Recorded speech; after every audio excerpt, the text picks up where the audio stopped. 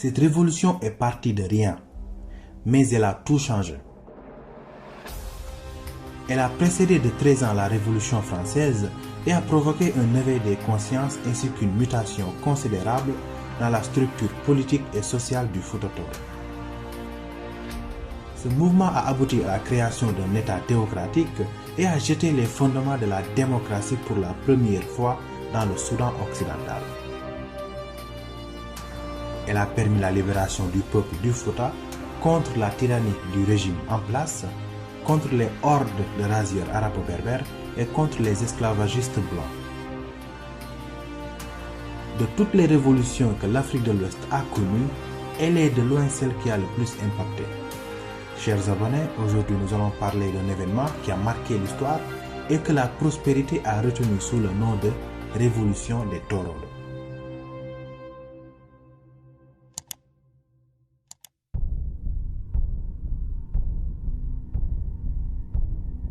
La découverte des Amériques et de sa mise en valeur avait conduit les grandes puissances européennes du XVIe siècle à entamer la traite d'esclaves africains qui s'effectuait par un système dit commerce triangulaire.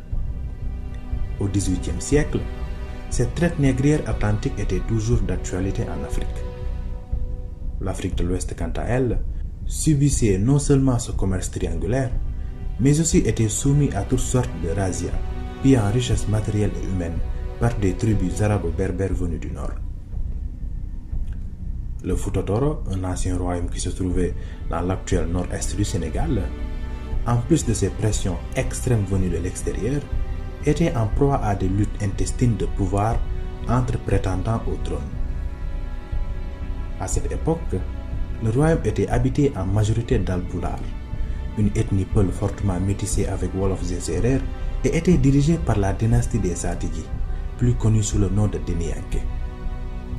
Ces Denianké avaient pris le contrôle de ce territoire depuis le début du XVIe siècle, après la victoire de Kolitengalaba sur les Farba.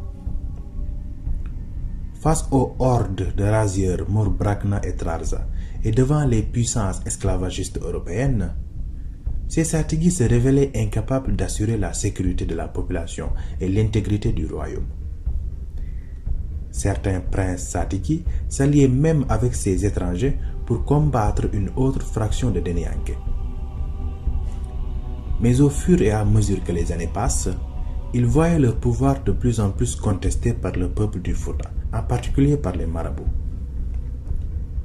Ces derniers, étant en lien avec les marabouts peuls du Bundu, du Fouta Djallon, mais aussi avec des marabouts berbères anti-esclavagistes du Nord, exerçaient une farouche opposition contre le régime en place.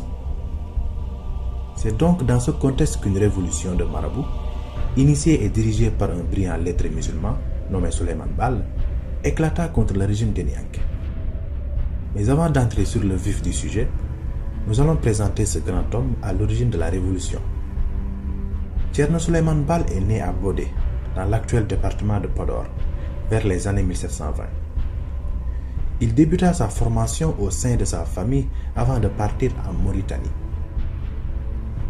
À son retour, il ira approfondir ses connaissances à l'université islamique de Pire dans le Cayor, une université qui a été créée en 1690 par Khali Amar Fall.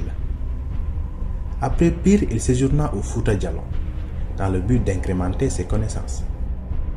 Durant son séjour, il entendit parler d'une fameuse révolution, celle de Karamoko Alpha, qui a abouti à la proclamation de l'état théocratique du Fouta Djallon. Ce mouvement a contribué largement au rayonnement et à la gloire de l'islam dans la région et inspirera plus tard la révolution Torodo. Entre-temps, Thierno changea son patronyme qui passe de Ba à Baal, car les membres de la dynastie Tchède de Denianké portaient le nom de Ba. Ils voulaient ainsi se démarquer d'eux en raison de leur cruauté et du caractère arbitraire de leur pouvoir. De retour au Fouta Toro, ils trouvent que la situation était restée inchangée. Les habitants du Fouta continuaient de payer un lourd tribut devant l'hégémonie des Maures. Les luttes intestines qui opposaient les princes Denianké, prétendant au trône, rendaient instable et précaire le régime. Il était ainsi devenu infernal de vivre au Fouta.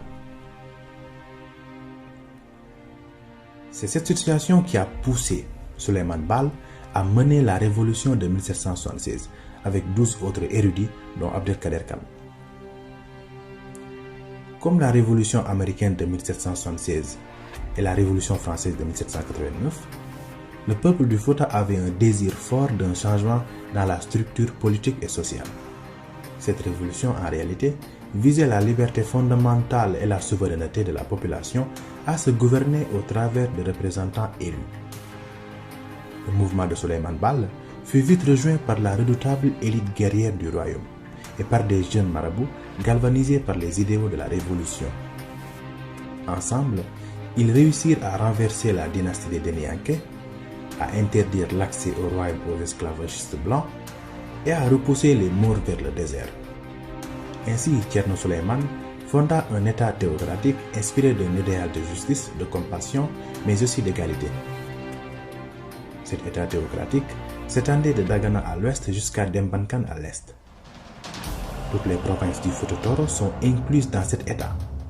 Ces provinces sont le Dimat, le Toro, le Alaïbe, le Lao, le Yirlabe Yebi Ayabe, le Bosseya, le Ngennar et le Demga.